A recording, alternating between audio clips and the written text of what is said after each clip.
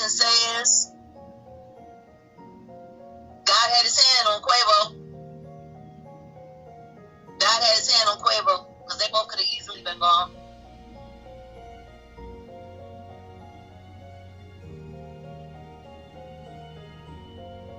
You know, people take this whole fame thing for granted. Everybody thinks it's so great. Everybody thinks it's so awesome. Everybody thinks it's so amazing. Oh, yeah, and I got the cars and I got the this. You need to understand something. The second that you are no longer financially viable to these motherfuckers, they will find a way to move your ass around. There's absolutely no way. Any member of the Migos were invited to Houston to go to a party of the most powerful music family in the city and get touched. No way. No way. They said it was a dice game, but the footage that I saw that popped up on TMZ, wasn't nobody playing no dice. Takeoff wasn't sitting down and accidentally got hit. No, he was running. He was taking off, and then somebody started busting shots, and he got hit in his head. Which was very, very, very triggering for me. Oh, bless your heart. That's a hell of a compliment. Sometimes I feel like I'm the Harriet Tubman of hip-hop and just, you know, the community, period. I keep telling these people, they moving niggas around. Y'all sure y'all want it? All y'all aspiring artists who want to be like all of these other people, you know, all getting the money, and I got the Lambo with the suicide doors.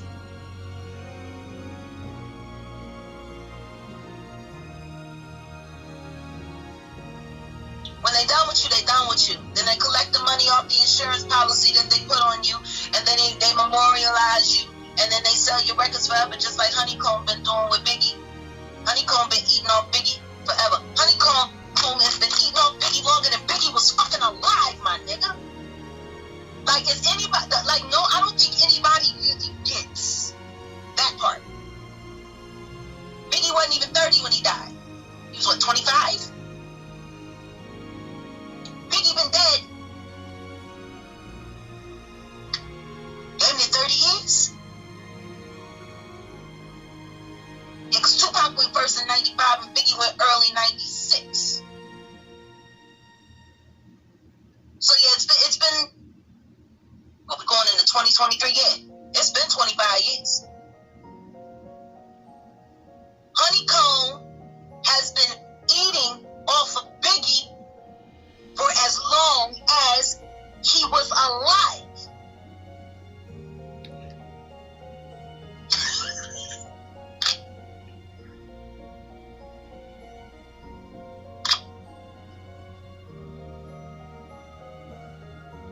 Like, how the fuck do you get that lucky? You put a rapper on, he blows up, becomes larger than life. All you gotta do is facilitate him for 6 years. Next thing you know, he's dead, and you got a bag for the next 25 years? Wow. That nigga been making money for every year that man lived.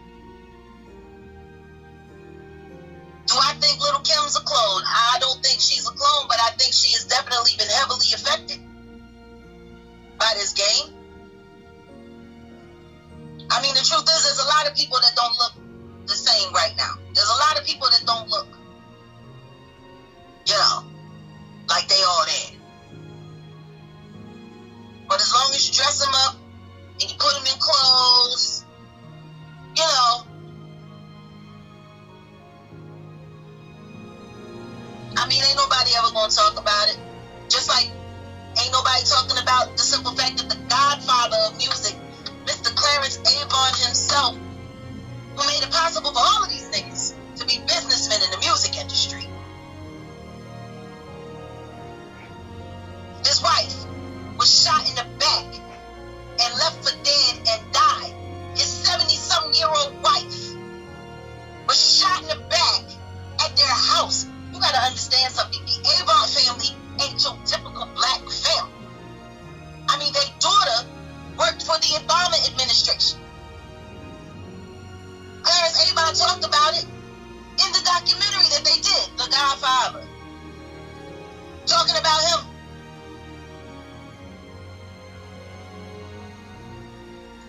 as your wife get murdered, when you live in Bel Air and shit, armed guards at the gate of your gated community, cameras everywhere. I know you got private security at the house. You are not typical Negroes.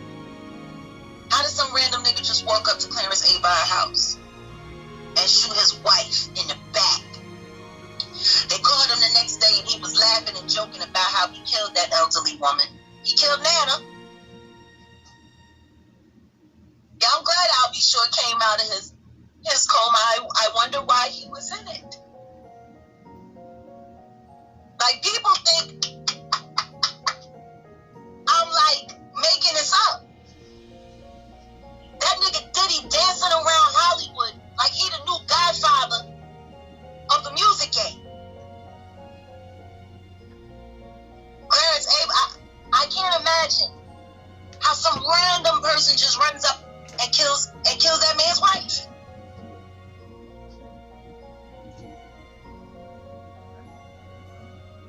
See, when you pay into that game, you get a bill and it come due. It come due. Clarence Avon did a lot of moving around in his day and age. He came up under the Jewish mafia. People don't think there's a Jewish mafia, but there is. And a lot of it, between the Jews and the Italians, especially in the 40s, 50s, 60s, and 70s, were ran by Jews and Italians in the music industry, period. Clarence Avon was trained by the oldest of the old. He came into the game in the 1940s. And had been there all that time.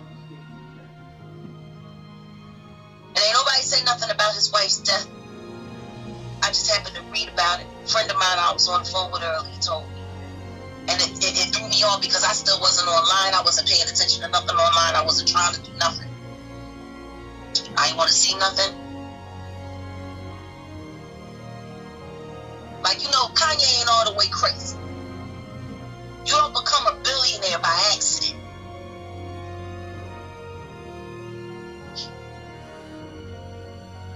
People got right. Am I anti-Semitic? Absolutely not. Some of my closest and dearest friends have been Jews, and it has absolutely nothing to do with the fact that I've never seen a recording contract that didn't have a Jewish name on it or negotiated by a Jewish lawyer. There are very few black attorneys. For every black attorney, for every great black attorney that there is in the music industry, there's 20 Jewish ones. I know. Because I hired a Jewish lawyer to get me out of my major contract so that I could get away from the hell and get away from the foolishness before I got caught the fuck up.